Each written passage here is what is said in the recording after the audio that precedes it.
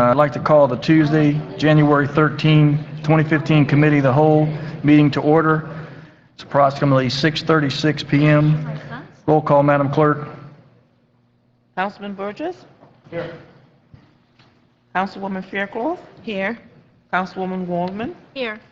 Mayor Porter? Here. If there's no objections, I'd like to see if we can move item 4 up. We've got a gentleman that's got to go to another meeting, and we're probably already late. Is there a second to move it up? Okay, tab 4. Mayor, Yes, sir. the Run for Life is a nonprofit organization that raises money for emergency shelters, crisis pregnancy centers, and maternity homes for mothers in distress. The relay team runs more than 350 miles from Homestead to St. Augustine in 9 days to raise these funds. Staff recommends the mayor and council authorize city manager to approve a waiver of the fees for the Run for Life organization. The waiver is for the amount of $500 for the use of William F. Bill Dickinson Community Center Banquet Hall and $250 for the use of the kitchen on January 31st, 2015 to conduct their annual fundraising dinner to raise money for organizations that provide emergency shelters, crisis pregnancy centers, and maternity homes for mothers in distress. Okay, questions from the council. The applicant is here, Ms. Waldman. Yes. Can you come? Thank you.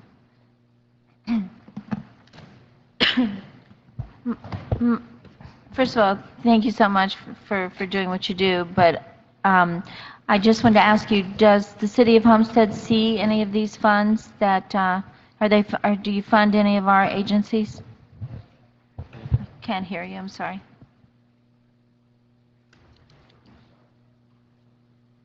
Patty will help you there.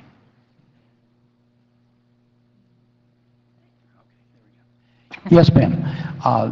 The Run for Life now in its 27th year has sponsored many local organizations, including Caring for Miami, which is located here in Homestead, as well as Heartbeat of Miami, which is in Hialeah now, and also the other, my mind is escaping all of a sudden. That's okay. But we do sponsor many organizations within the Miami Homestead area. These organizations saving babies. There's a law in place for that, and one of the organizations we sponsor helps that This set doesn't up have that. anything to do with Lawrence Walk, right? I'm sorry? This has nothing to do with Lawrence Walk, right? No. Okay, but still, as long as you help fund some agencies in Homestead, that was my question, and you answered it. Yes. Thank you so much. Okay. Any other questions from council? Is there a motion? Move it. Is there a second? Second. Moved and second. All in favor? Aye. Aye. Motion carries. Thank you. Thank you. Mayor, did you want to do additions, deletions, and deferrals? I'm going back. He had asked to be moved up, so. Additions, deletions, deferrals, Mr. Manager? It'd be the float issue and the trailer issue. There'd be two issues. I'm sorry? We have two issues. One, Councilwoman Woolman referred to Right. as the float issue, and then the second one is the trailer issue for pets. We have a couple of just Gotcha. things to talk about, and we could be brief. Mr. Mayor, I have a brief but very positive report as well. Okay, sir. Go right ahead, Mr. Attorney. Well, do you want to add it, do the report now? Do it now. All right, happy to do it. Do it now. We need the good news. First of all, We wanted to wait till the end so he could end on a... First of all, this is... I already know, Richard. You cut your fees. You're doing this pro bono for Homestead. Thank you. I need to request an executive session in the Robert Landon case. But... That's not the good news. That's not the good news. Okay. There's about 4 or 5 cases. 5 cases were pending by Lillet against the city dealing with that whole problem at the sports stadium. So one of the cases, you remember, dealt with the snipping of the lock by the school. So, each one of these things, they're fighting very hard with us on. And so the judge dismissed that case, which is good news. But in addition to that, Joe Sirota went in and filed a motion to declare that their action was frivolous against us and for our attorney's fees. And the judge ruled that it was a frivolous case, and now we're going after them for the attorney's fees that are payable not only by Lillet, but also by their attorney. So that was a nice victory. And a larger one is, and I sent you an email on this, is on this Landstar case. I don't know if you remember this case, but there was about $1.8 million that we were looking at, where a developer had put in a huge water and sewer lines, and they were supposed to get reimbursed. And Julio and I have been working with us on this for years. They were supposed to get reimbursed. The city didn't quite do it maybe exactly right. And we were basically looking at a $1.8 million liability of the city, and we've gotten that case dismissed too. So Mitch Bernstein and Matt Pearl worked on that case. It might come back in a different form. And the third thing, just personally, I'd like to thank you, all of you, for reaching out to me about my dad. Really, I couldn't return all the calls and emails, but it did mean a lot, that sort of virtual hug that I got. And so I wanted to thank you all for that. Okay, anything else? Tab 1, approval of the minutes. Is there a second? All in favor? Tab 2.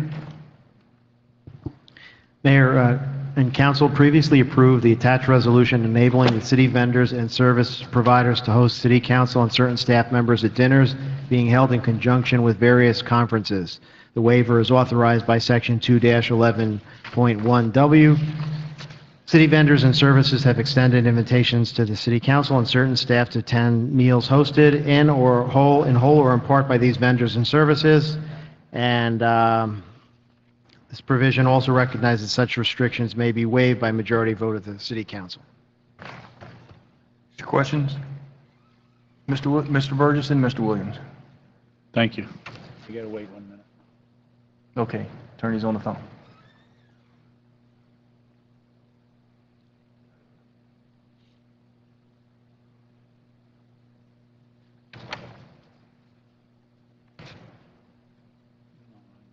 You got a question for the city attorney? Yeah.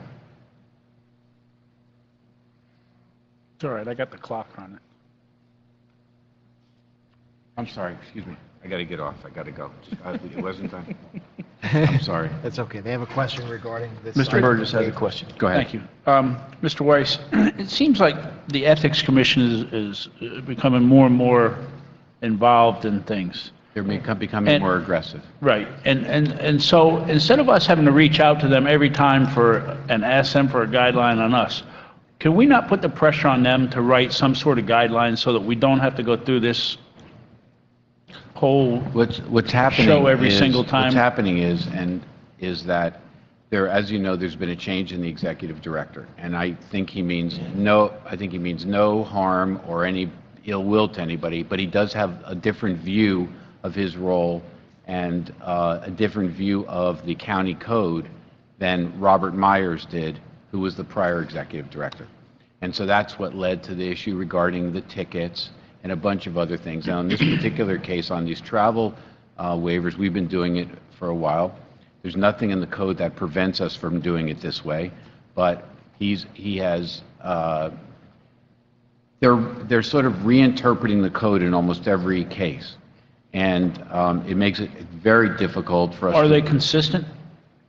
I think they're inconsistent, but I think they're consistent, but they're inconsistent with the prior interpretations. They're consistent within what they're doing, but they're inconsistent with they're making interpretations that are not consistent with the prior policy of the Ethics Commission or the way that it was done when Robert Myers was there. I guess my point then is, can we ask them, Yeah.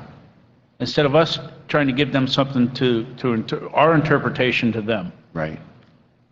why don't we just give us your interpretation that we need to follow, or that you would like for us to follow? That's what we did on the tickets, and you've seen how. And that's still a mess. And that's still a mess, and it's gotten so complicated, that they've requested all this information. The problem is, first of all, we could ask them on any particular item to give us an interpretation. The problem is on every item, the interpretations, as you know, Robert Myers is with our office now, so we know what the old interpretations used to be. On every item, there's a change of interpretation, so he would have to basically write a whole book. But First of all, I think it's a good issue for the League of Cities, because every city, Well, we have we've this been in talking every about it. one of our cities. And on this one, our suggestion is to pass it the way it is, we're going to get an opinion from them. Because technically, if we don't go over $100, Yeah, we don't have to report it. Right. And most of our conferences, we don't see the same vendor from Right. A to B to C to D, even if the you went to them concern that all. what he has is these waivers of the, we do them as a blanket waiver, and he doesn't like that idea. He says that is not consistent with the intent of the code. So he would like every individual vendor to be, but we don't know sometimes until I the know. day of the conference I know. who's going to be a sponsor. I know that. So anyway, we're going to try to work that out within the next, I thought this was a very open way to do it. We always passed a resolution. It was all in the public, and it was fine. And he just has taken a different view of it, which we're trying to work out with him.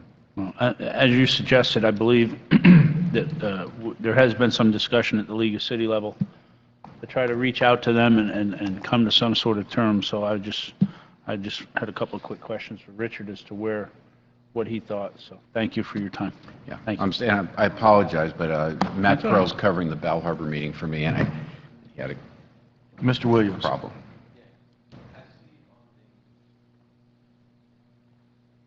On the list,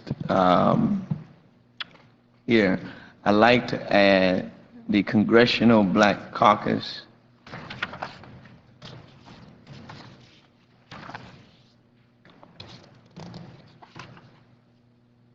Congressional Black Caucus in D.C. It's not on the list. You mean as an attended event?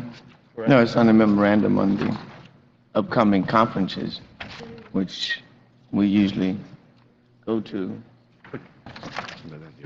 Open to everybody, basically. Right, but I'm saying you want to add it in as an attended conference? is that Right. what- Yes. Let me just, it is here, it's under section 11. Under section 11. Congressional Black Caucus is here. Yeah, but I didn't see it in the, It's in both it's in the title and it's under section 11. I know that it's buried. I'm talking about on the memorandum. I don't see it. A lot of it's buried in this thing, but it's here under section 11. Okay. But you understand what I'm saying? Yes. The memorandum, I didn't see it on there. Any other Exhibit 2. questions at this point? So, for Mr. clarity, Maldonado? thank you. For clarity, we're waiting for their opinion on this, Richard? What we're going to do is we're going to pass it Okay. tonight. We're going to work it out before next Wednesday. And if we can work it out, or we'll do what we have to do for the agenda for Wednesday so we can straighten it out. If they say we have to do it individually, then we will. Okay. So was there a motion? Did we make a motion? Make the motion. It's properly moved. Is there a second? Second. All in favor? Aye. Aye. Tab 3. Mayor, resolution number R940-14 was adopted by the Miami-Dade County Board of County Commissioners at its October 21st, 2014 meeting, and a copy was shared with Councilwoman Judy Waldman. Councilwoman Waldman requests the City of Homestead pass the same resolution urging the Greater Miami Convention and Visitors Bureau and the Greater Miami and Beaches Hotel Association to join the Envelope Please initiative. Hotel room attendants are often women who work long hours, earn low wages, serve as primary breadwinners for their families, and have minimal, if any, face time with guests. The Envelope Please asks hotels to place envelopes in hotel rooms to make it convenient for guests to remember to express their gratitude to room attendants by leaving tips and thank yous. Councilwoman Waldman respectfully requests Mayor and Council consider adopting the attached resolution, urging the Greater Miami Convention and Visitors Bureau and the Greater Miami and Beaches Hotel Association to join the Envelope Please initiative, urging hotels to place envelopes in hotel rooms to encourage guests to leave tips for cleaning staff. Questions from council? Ms. Waldman? Yes, Mayor, and I'd also like to extend that, if this is passed tonight, extend that information to our Homestead hoteliers and make sure that they're included, because it is true, they don't have anything extra. So a tip is a tip, and if we can help them and help them raise their children with a little extra dollar in their pocket, then I'm all for it. Any other questions? Is there a motion? Is there a second? Second. Moved and seconded. All in favor? Aye. Thank you. Tab 5. Mayor, staff recommends the mayor and council approve the attached resolution authorizing the city manager to purchase two 2014 Ford F-150s and two 2015 Ford F-250 extended cab four-wheel drives to be used by the electric utility. Total purchase of the Ford trucks is $142,052. It's capital improvement project number 0230. Questions from council?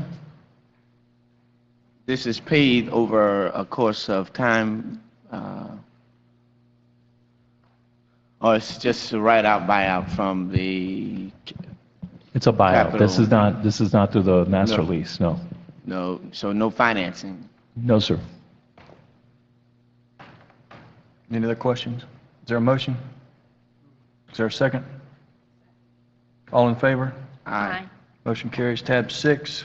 Mayor, staff recommends the mayor and council approve the attached resolution authorizing expenditure of $64,850 for the project entailing integration and implementation of upgraded supervisory control and data acquisition software for the electric utility.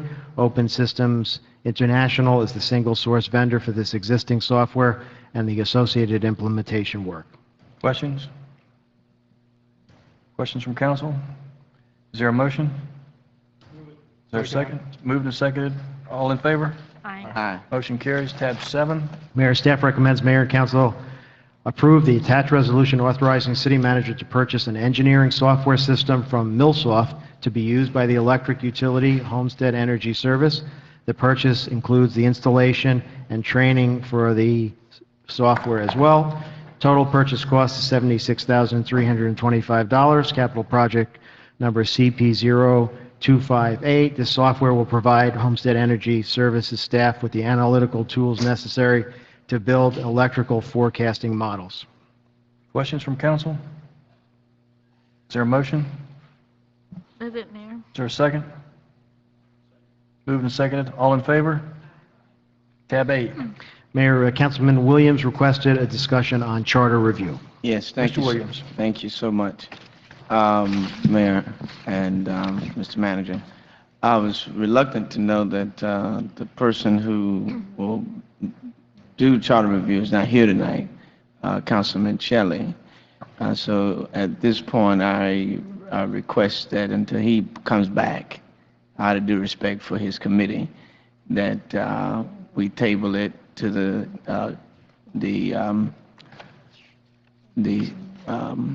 next meeting, You don't do it in a committee, a whole, or council meeting? council meeting, Council meeting? Okay. next meeting.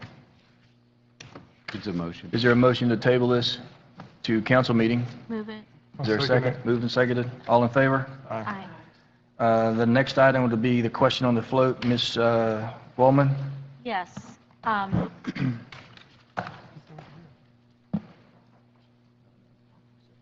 I didn't expect it to be this quick. Yes, I was asked by Relay for Life this afternoon if they could use the Centennial Float for the rodeo parade on January 24th at 11 a.m. That's a Saturday. Is there a second? Moved and seconded. Any questions?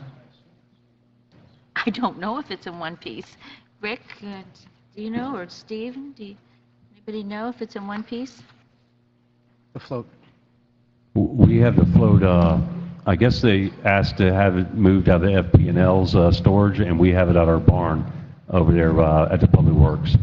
Could you just check it out and make sure that it's usable? Yes, ma'am, I'll do that for you. And that is the first time I heard about this, so Me too. I'll make sure Is your I'll... approval contingent on whether it's usable or not? Should be. I would think so. Yeah, I don't think that we should be turning it over to them until the staff feels that it's What if it's safe, not usable, but you they know, if want it's to, safe. what if it's not usable, but they want to repair it, or I just... Well, I mean, I think it's a nice asset to have in the city. I know the youth council has used it before, and I would like to see it preserved and kept up. I don't know how other people feel, but it's a symbol of our centennial celebration. We used to use it in Mardi Gras last year. I wasn't able to be there, but you used it in the Mardi Gras parade. So to me, it should be who made the motion? I don't mean to be making, okay. John made the motion. So it'd be up to Mr. I Burgess. seconded it. And Mr. Maldonado seconded it. I would just make a suggestion that it be No, it preserved. definitely needs to be, Yeah. All right, so if it's but it definitely broken, needs if to it's be broken, safe. we need to fix Yeah. it. Keep it. Well, keep it within fresh reason. looking. Yeah. Okay, well, I understand. Yeah, just keep it fresh looking. Yeah, I just, the only reason I asked the question is if you said you can only use it if it's working, if they go into the thing and they find it's not working, do you want us to try to fix it so they can have it? And it sounds to me like you're saying as long as it's within reason, then we should do what we can to make it usable. If I may, I'm sorry. Ms. In my Westmall. opinion, I mean, I'd like to keep this thing forever. It's a symbol of our centennial. It's a beautiful memory that we have, so. It's up to you. We'll- But the question is, if they're going to borrow it and put people on it that are, who we don't know, if it's unsafe, I guess the question is, are we going to let them go and ride on the float if there's a question of its safety? I think that's what you're asking. And if it's broken in any way, if you're comfortable with us fixing it as long as it's within reason. I'm good with that. Mr. Burgess, you made the motion to allow them, would you make it subject to safety? Well, yeah, that's, that's why I asked, is it even working? Because, we definitely have to have no liability out there at all on this. I think we need to get a release from them so that if somebody That's a good falls idea. off of it or something like that, that they're not going to come back. That's a good idea. You okay with the second on making sure it's safe? So I guess the motion would be then that, yes, we'll allow them to use it if it's in working condition and as long as they voluntarily sign some sort of release holding the city not liable. And if it needs minor repairs in order to get it working, then the city will do that. Very minor. Okay. I'll You okay second with his the motion. second? Okay. The second one, right? Second amended motion. All in favor? Aye. Motion carries. The next addition was the question of the spay and neuter trailer. Mr. Burgess? Thank you. This has been an ongoing conversation since the middle of October, early October with Mr. Maytan and the Assistant City Manager, Kate. Finally, I guess last week or right before Christmas, we got some sort of communication, even though October 20th was the deadline from the county. And I'll turn it over to either Dennis or Kate there that has an update as to Yes, where we're Councilman. at today. We received an agreement from the county just before Christmas, and we subsequently forwarded it to our city attorney with the provisions that this council directed be in that agreement. We should have that back tomorrow, but the question at hand now is whether or not the trailer can be moved, because the county's position is that they need to move it by Friday. But at this point, we do not yet have an agreement with them. So they're still offering to bring the clinic down here. I just think there's some things that need to be ironed out. So we need, as a committee and as a city, need to be comfortable in allowing them to put the trailer there without having the final commitment as to exactly how many days they're going to offer the spay-neuter clinic. And I guess there is still some question as to the expense, as they had come back to us, and I believe I relayed in one report that they were looking for help on the utilities for the first year. Well, they're looking for 3 years, and I told them that we could probably help them for a year. So that's where we're at on that. We haven't got that, everything ironed out and agreed upon from both parties. But the other thing is that if they're saying they have to move it and they're going to move it by this Friday, I would like to not see it go to another municipality or out into a field somewhere and not be used if the potential is there for it to come down here and still be used for what we had all agreed upon back in October. But we just need to be comfortable. The manager, the attorney, all need to be comfortable on the allowing them to bring it here without the final documents being signed. And perhaps we'll have them signed. We may go back to them. It's got to go through the county commission They Right. need county commission approval, so I mean, we could, But we don't want to lose the trailer. Evidently, they've moved the trailer from the seaport where it was to an aviation, to one of the aviation places, and now they're saying they need to get it out of there by this Friday. So evidently, they have arranged for the moving company to come and move it again. And I know that one of their big one of their things that they were trying to do originally was going to be to move it here directly, to save them that $4,000, $5,000, $10,000, whatever it is, because it is quite two large trailers that take a lot of movement. potential liability is that that somehow or another, we're not able to come to some agreement, they don't want to, and then we end up with this trailer on city property that now we're trying to get the county to remove it and that kind of thing. But I think probably you're dealing with the county. It's probably not that big of a risk, but I think it is a risk of having that come without any kind of agreement to remove it, but you've been dealing with them in terms of their goodwill and really putting this clinic together. So Right. it's a judgment call for you. As long as you're comfortable trusting government, we'll be fine. So. I've seen your video on government before. No, I mean, I think their intention is still good. Like all contracts, there's a negotiation process to go back and forth. I think they sent down their wish list or their Christmas list, however you want to look at it, hoping that we would just sign off on it. And of course, our staff looked at it, reviewed it, and said, whoa, wait a minute, that's not where we had agreed upon in prior conversations and meetings.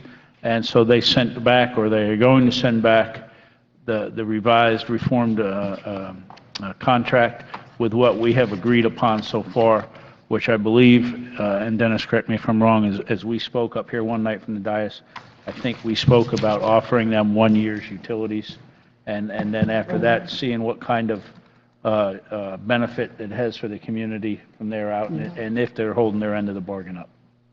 Okay. Mr. Williams? Yeah, I don't have a problem with that, Mr. Burgess. The only philosophical difference I have with offering the utilities is that, we have hurting families within this area where lights are being cut off, and then they have to pay this huge connection fee to get their lights back on. And then we are allowing this worthy opportunity to come and to offer them free power source. I wrestle with that because I'm trying to figure out in my mind how does one come up with a rationale like that when I have persons within Life of My District trying to keep up to pay their utilities, and then we offer an entity to come and offer a year free utilities. Well, it is the county. It's not a for-profit business. I understand. When you speak with their director or their associate director that comes down, it's going to be to the homestead. The benefit is we keep the population of the pets down to the surrounding area.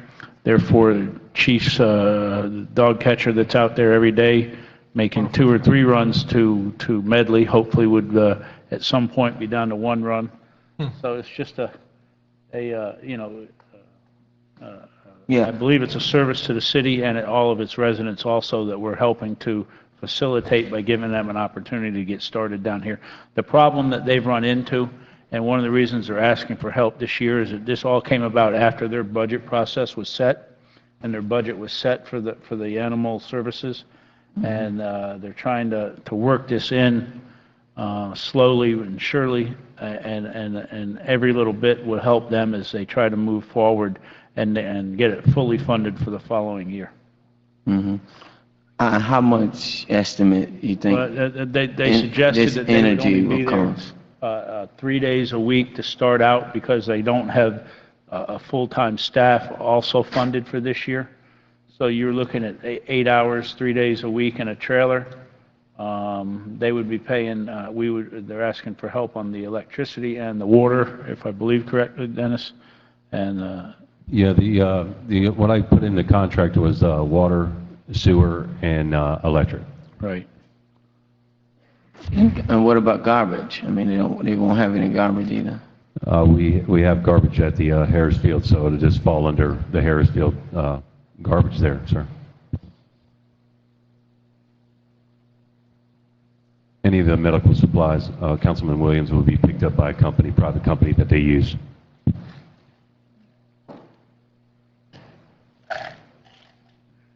Anything else right now, Mr. Williams? No, when does it come back? Does it come back to us, or? Well, here's I mean, look, you've got to have an answer. You don't have the contract.